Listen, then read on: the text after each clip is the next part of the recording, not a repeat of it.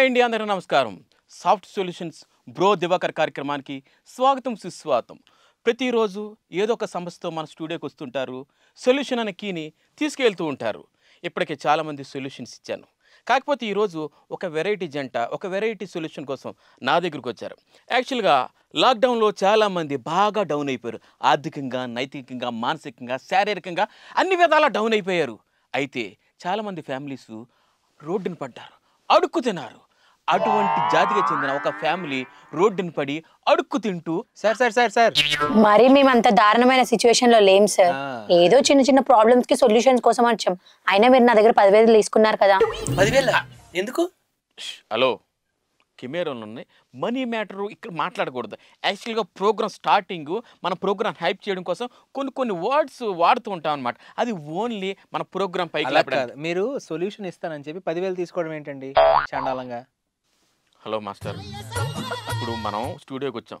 Current ఖర్చులు, AC ఖర్చులు, మా వాళ్ళకి స్టాఫ్, మా ప్రాబ్లం ఏదో మాకుంది, మీరు రావంటే బలవంతంగా తీసుకొచ్చి రండి కూర్చోపెట్టి. నాకు తెలియదు అసలు మీరు ఆవిడ దగ్గర తీసుకున్నట్టు. నువ్వు కూడా చెప్పలేదు నాకు. ఎందుకు తీసుకున్నారు మీరు డబ్బులు? ప్రాబ్లం కి సొల్యూషన్ ఇస్తా అని చెప్పి 10,000 అడిగారు, అందుకే ఇచ్చాను నేను. ఏమండి ఏంటంటే లక్షలు పెట్టేసినట్టు 10,000 చెరు పుట్టుకుమని ఏసీ ఖర్చులు, కరెంట్ బిల్లు ఖర్చులు మా వాళ్ళకి. అయినా మాకేదో చిన్న ప్రాబ్లం ఉందండి, అదేదో పెద్ద ప్రాబ్లం లాగా అడుక్కు తింటున్నారు చేస్తున్నారని చెప్పి తీసుకొచ్చి కూర్చోపెట్టి 10,000 తీసుకోవడం ఏమైనా న్యాయం అసలు? చూడండి బ్రదర్, మీరు ఇదే కేసు పట్టుకొని ఏ హైకోర్టుకో సుప్రీంకోర్టుకో వెళ్ళారనుకోండి, వాళ్ళ లాయర్ ఫీజులు, మరి దస్తావేజులు ఖర్చులు, ట్రాన్స్పోర్టు ఎంతెంత అవుతాయి. అదే నా స్టూడియోకి వచ్చారనుకోండి, అటువంటి ఏముండు, జస్ట్ 10,000 రూపీస్. ఎంత పెద్ద కేసు అయినా సరే సాల్వ్ చేసేస్తా, కీ ఇచ్చేస్తా, పట్టుకెళ్తారు. ఏంటో ఈయనేంటో సరే ఫస్ట్ అసలు ఏం సొల్యూషన్ చెప్తారు చెప్పండి. యాక్చువల్గా అంటే నాకు ఇంట్రడక్షన్ ఉంటుంది ప్రోగ్రామ్. ఆడియన్స్ నా ఫ్యాన్స్ ఉంటారు, వాళ్ళ కోసం కొన్ని వర్డ్స్. ఫ్యాన్స్? యా.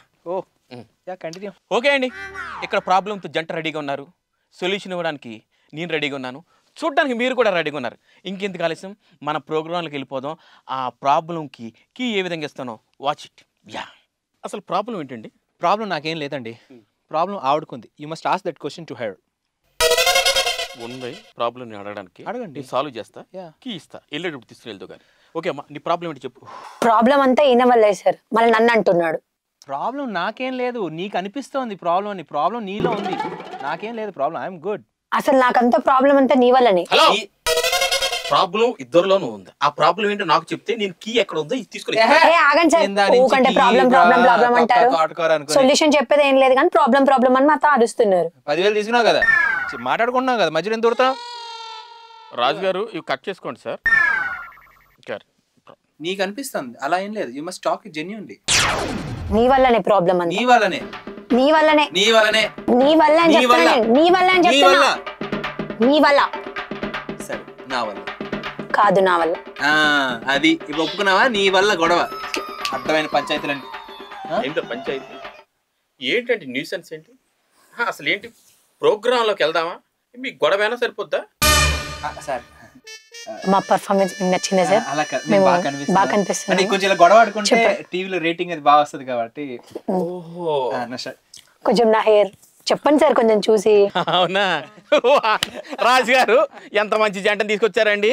ఏ అమ్మా, స్టూడియోకి వచ్చి హెయిర్ బాగుందా, డ్రెస్ బాగుందా, మీసాలు బాగా బుద్ధుండాలి. మీ సొల్యూషన్ కోసం బుర్ర బుర్ర బుర్ర బట్టలు కొట్టుకుంటారు అక్కడ. లిప్టిక్ లిప్ బాగున్నాయా, హెయిర్ బాగుందని మాట్లాడతారు. What is going here? Still we are not paying current bill.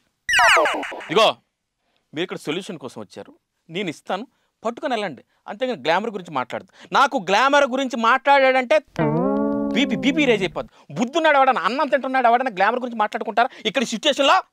బుద్ధుండాలమ్మా. రాజుగారు, హెయిర్ అది బాగుందా సార్? లిప్ బామ్స్ బాగానే పడ్డాను కదా. చూడమ్మా, నీ పేరేంటన్నావు? శైలజ.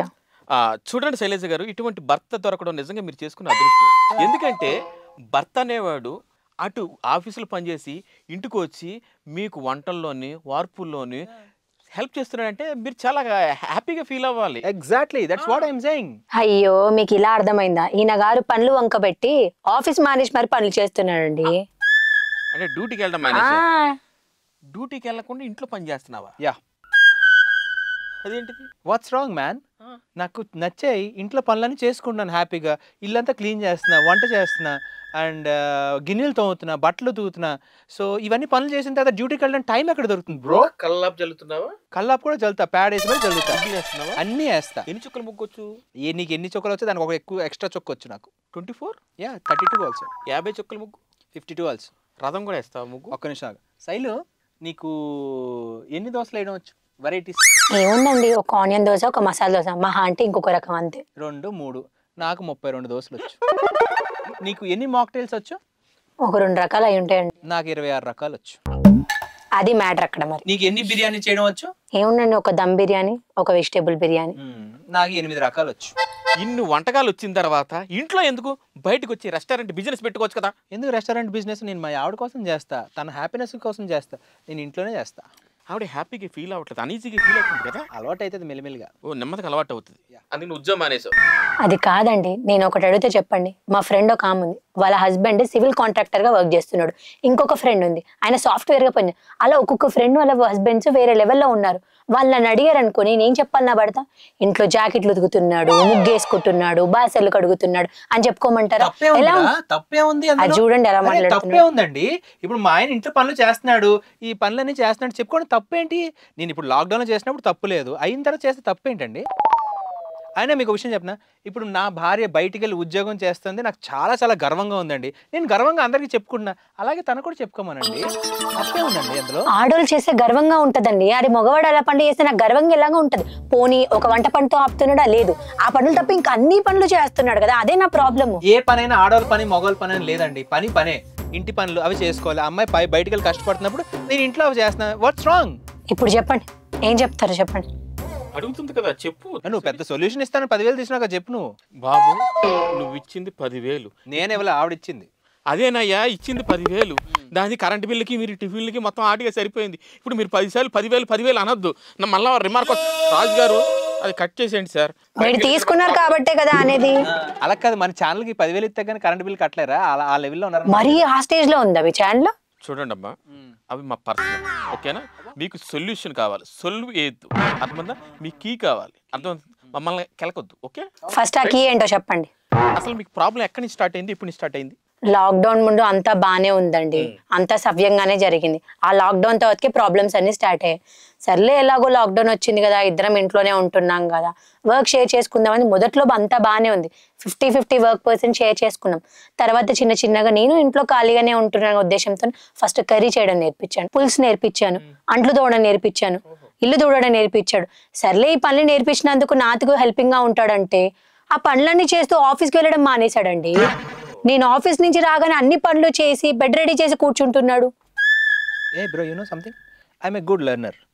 3 months లో మొత్తం అన్ని నేర్చుకుని పక్కన సార్. అన్ని రకాల వంటలు, కల్లాపు చల్లడం, బట్టలు ఇవ్వడం, అంట్లు తోమడం చాలా బాగుంటాయి తెలుసా. మీరు ట్రై చేయాలి అసలు మీ ఇంట్లో కూడా. ఈ మధ్యన టీవీలో చూసి కొన్ని చిటికలు కూడా నాకు చెప్తున్నాడండి. మరి ఆ స్టేజ్ కి వెళ్ళిపోయాడు. మీరు పని చేయండి, మీరు కూడా ఇంట్లో పని చేయడం స్టార్ట్ చేయాలి.